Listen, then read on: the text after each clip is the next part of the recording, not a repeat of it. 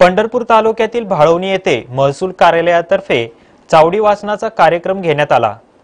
भाळवणी तालुका पंढरपूर महाराष्ट्र शासनाच्या महसूल कार्यालयाअंतर्गत येथील तलाठी कार्यालयाच्या समोरील पटांगणात सकाळी 11 वाजता चावडी वाचनाचा कार्यक्रम आयोजित करण्यात आला होता। यावेळी मंडलाधिकारी साठे, गाव कामगार तलाठी ए.व्ही. शेलार, धनाजी शिंदे, लोकमान इनामदार, दाऊद शेख, मधुकर गायकवाड, चंद्रकांत शिंदे, फैयाज इनामदार आदी उपस्थित होते।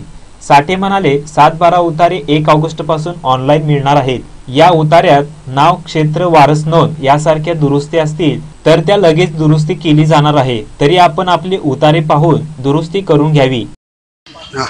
चावडी वाचनाचा प्रोग्राम चालू आहे।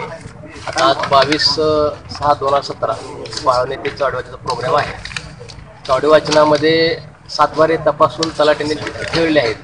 त्यातून काही चुका असतील तर तुम्ही त्या लाल शाईने दुरुस्त करून तलाठ्याकडे द्यायच्या, त्या दुरुस्त होणार आहेत।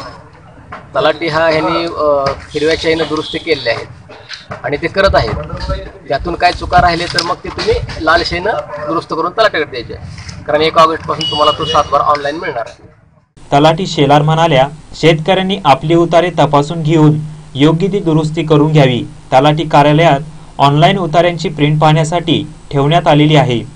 7 बाराचे प्रिंट उपलब्ध करून दिलेले आहेत। त्याप्रमाणे त्यांनी ज्या काही दुरुस्त्या असतील त्या त्यांनी सुचवणे, त्याप्रमाणे त्यांनी आमच्याकडे सुचवलेल्या दुरुस्त्या आम्ही दुरुस्त करून देणार आहोत। आणि इथून पुढेही ह्या प्रिंट आपल्या चावडीत आपल्या उपलब्ध होणार आहेत। ज्यांना काही तक्रार असेल, ज्यांच्या काही दुरुस्ती असेल त्यांनी इथं चेक करणे उतारे, हस्तलिखित प्रमाणे जर काही नसेल तर जी काही एखाद्याचं नाव दुरुस्ती असेल ते सुचवणे, त्याप्रमाणे आपल्या दुरुस्ती होतील। बाराचं रेकॉर्ड पाहिलं, उतारा पाहिला, त्यात जे काही नावात बदल होता ते मी दुरुस्तीसाठी लाल पेनने त्याला मार्किंग केलं आणि त्यांना विनंती केली की हे माझा उतारा दुरुस्त व्हावा आणि माझ्याचप्रमाणे बाकींच्याही गावातील लोकांची दुरुस्ती व्हावी आणि आज उद्या परवा त्यांच्या सवडीनं त्यांनी दुरुस्त करून घ्यावं आणि उतारा पाहावा, कारण ही कायमस्वरूपी इस्टेट आहे।